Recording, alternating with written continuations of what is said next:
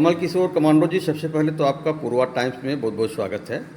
आपको मैं इसके लिए धन्यवाद देता हूं कि आपने मुझे याद किया है और आपके सामने मैं बैठा मिला।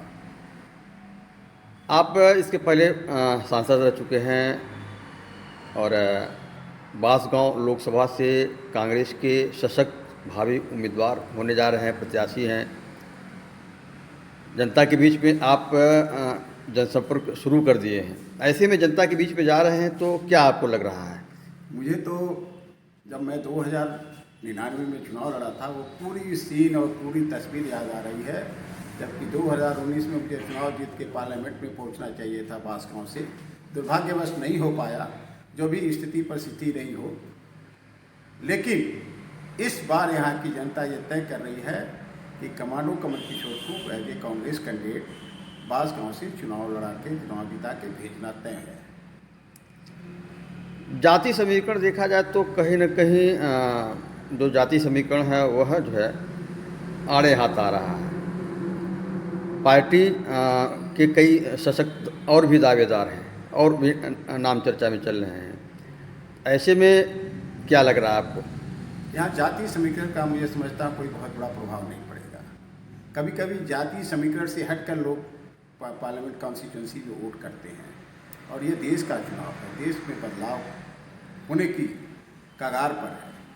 तो जात का मामला यहाँ नग्न होगा और जात से हट करके बांसगांव की जनता इस बार वोट करने जा रही है। जो मैंने महसूस किया क्षेत्र में चलने के बाद, करीब करीब 5 विधानसभाओं में मैं रन करके देख लिया और ये महसूस किया कि यहाँ जात का मामला बिल्कुल नग्न होगा और एक नई चीज़ उभर करके लोकसभा बांसगांव में आएगी। आप बहराइच से सांसद रहे और लोकसभा बांसगांव में आए हुए हैं चुनाव लड़ने के लिए। कांग्रेस के सशक्त मजबूत उम्मीदवार हैं, शुरू से कांग्रेस के साथ जुड़े रहे। ऐसे में जहां से आप इसके पहले सांसद थे और जहां से आप चुनाव लड़ने जा रहे हैं, दोनों संसदीय क्षेत्र में कौन से अंतर आपको दिखाई दे रहे हैं? देखिए, 1999 में जब बांसगांव चुनाव लड़ा था, 2004 में बनकर के मुझे जाना था, मेरी पूरी तैयारी हो गई थी। लेकिन हमारे एक सीनियर लीडर आज इस दुनिया में नहीं है, उनके आने के बाद श्रीमती सोनिया गांधी जी और राष्ट्रीय नेतृत्व का फैसला हुआ कि इस बार आप चुनाव न लड़ें, उनको मौका दिए। उनको मैंने मौका दिया और हम सब मिल करके आपस में चुनाव लड़े, चुनाव जीते, भारत सरकार में मंत्री भी बने। मैं इंतजार किया।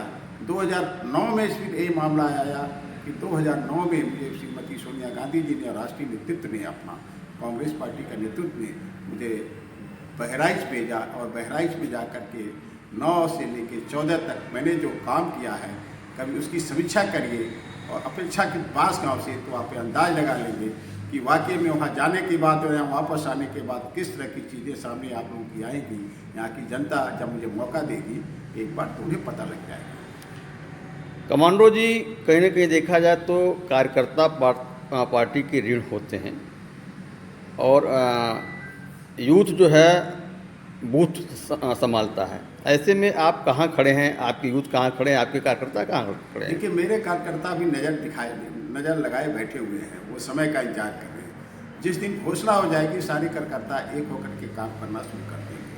कार्यकर्ताओं की कमी नहीं है, हमारे संपर्क की कमी हो सकती है। कार्यकर्ता जूझेंगे और काम करेंगे और जीतेंगे। डबल इंजन की सरकार के पास तीसरी बार यह सीट है, कैसे आप दो हाथ करेंगे? क्या रणनीति है आपकी? देखिए, हम लोग सिद्धांतों और विचारों की राजनीति करते हैं। देश में आज जबरदस्ती राजनीति की जा रही है और इस बार की जनता समझ गई है और निश्चित रूप से परिणाम बिल्कुल सही होंगे। तो क्या वर्तमान जो पार्टी है, जो सत्ता में बैठी हुई है, अभी आपने जो कहा कि जो है कि हम इसकी राजनीति करते हैं, क्या वो पार्टी उसकी राजनीति नहीं करती है? आज की राजनीति में और पहले की राजनीति में तमाम अंतर आ गए हैं। आप भी इसको महसूस कर रहे हैं, यहाँ की जनता भी महसूस कर रही है। गांव में जाने के बाद पता लग गया, वह व्यक्ति जो ज़मीन से उठ करके ऊपर कभी जाया करता था, आज ज़मीन पर ही बैठ करके ही वही खाना खा रहा है और वहीं सो रहा है। उसको बाहर हिलने का कोई मौका नहीं मिल रहा है। और ये मौका पहले की सरकारें दिया करती थी, जिससे गरीब लोग उठ करके इस भारत में या विदेशों देशों में जाके चर्चा किया करते थे। आज चर्चाएं उस तरह की नहीं होती हैं। आज चर्चाएं जो होती हैं उसमें कोई दम नहीं है। लोकसभा बांसगांव की जनता आप क्षेत्र में गए तो क्या चाह रही है? देखिए, मैं यहाँ का बेटा हूँ, उनका भाई हूँ, और बेटा भाई और ऐसे रिश्ते जो हैं अपने लोकलिटी में चलती है, वो रिश्ता हमारा बांसगांव के साथ है। जो हमको सम्मान करते हैं मैं उनको सम्मान करता हूँ। कोई मेरा छोटा भाई है, कोई मेरी बहन है, कोई मेरी चाची है, कोई मेरी ताई है, कोई मेरी दादी है, और कोई ऐसे रिश्ते हैं जिनको लेकर के मैं हमेशा चलता रहा। इसलिए मुझे पूरा विश्वास है कि बांसगांव की जनता निश्चित रूप से मुझे मौका मिलता है बांसगांव में तो इग्नोर नहीं करेगी, वो मुझे सम्मान देगी, और उनके सम्मान को आने वाले दिनों में बरकरार रखूँगा। जिस तरह से मैंने बहराइच में किया, कभी मैंने यहाँ के लोगों को जाने के बाद मैंने अपमान महसूस नहीं होने दिया, और वही कारण है कि उन लोगों ने मुझे सप्रेम बांसगांव में बुलाया और पार्टी ने मुझे भेजा काम करने के लिए। सांसद जी, कमांडर, कमांडो, आपके अंदर वो कैपेसिटी है, वह एनर्जी है, इसको आप किस रूप में ले रहे हैं? बिल्कुल, मैं अच्छा इसका इस्तेमाल करूँगा और अच्छा बेहतर काम करके मैं दिखाऊंगा मौका मिलने के बाद। उसको कमांड कैसे किया जाता है, कमांडर की जिम्मेदारी क्या बनती है और कमांडो की जिम्मेदारी क्या बनती है। कमांडो की जिम्मेदारी एक पर्टिकुलर सिक्योरिटी सुरक्षा की व्यवस्था देखना होता है, लेकिन जो एक कमांडर होता है एज ए होल, वो किसी भी चीज़ पर कमांड करता है और उस काम को निहित करके उसको दिखाता है। उसको कहते हैं कमांड, कमांडर और कमांडो। जो आपने सवाल किया कि इस तरह की चीज़, क्योंकि मैं फोर्स का मैं एक जवान रहा हूँ, एक सिपाही अफसर रहा हूँ, तो मुझे अनुभव हो गया कि किस तरह से लोगों को सम्मान करना है, कैसे इस देश को और इस क्षेत्र को आगे लेके जाना है। पार्टी किन्हीं कारणों से यदि आपको टिकट नहीं देती है तो आप क्या करेंगे? नहीं का सवाल नहीं है। मुझे पार्टी में पूरा विश्वास है, पूरा विश्वास है, और मैं जानता हूँ कि राहुल गांधी जिस तरह से काम कर रहे हैं इस भारत में घूम घूम करके और अपने कार्यकर्ताओं को चिन्हित किया है, वो इग्नोर नहीं करेंगे। मुझे सम्मान मिलेगा और सम्मान के साथ काम करूँगा। अभी आपने राहुल जी की बात की है और घूम घूम करके वह जो न्याय यात्रा, जो उसके बाद जो है भारत जोड़ो यात्रा की यात्रा निकाली, क्या उसका कुछ प्रभाव पड़ रहा है? बिल्कुल पड़ रहा है। नौजवान जुड़ते जा रहे हैं।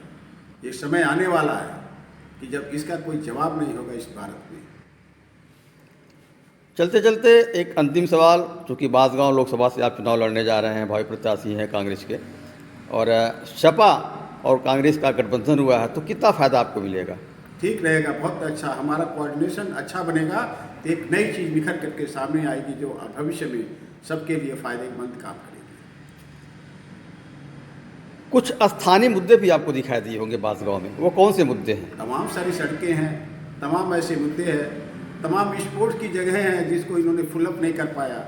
आने के बाद मैं करूँगा। अगर आपको थोड़ा सा बहराइच पर नज़र आइए तो एक बार बहराइच घूम के आइए, कि जाइए देखिए कि जितने स्पेस थे उनको मैंने भरने का काम किया हूँ। कहीं मैं एक क्लब विद्यालय लेके आया, कहीं मेडिकल कॉलेज लेके आया, वहाँ रेलवे लाइन नहीं थी, बिल्कुल नई रेलवे लाइन मैंने जा करके वहाँ चलवाया। बाई ब्लेसिंग्स ऑफ मैं पार्टी के आशीर्वाद से, पार्टी मेरी थी, पावर में थी, हमने किया।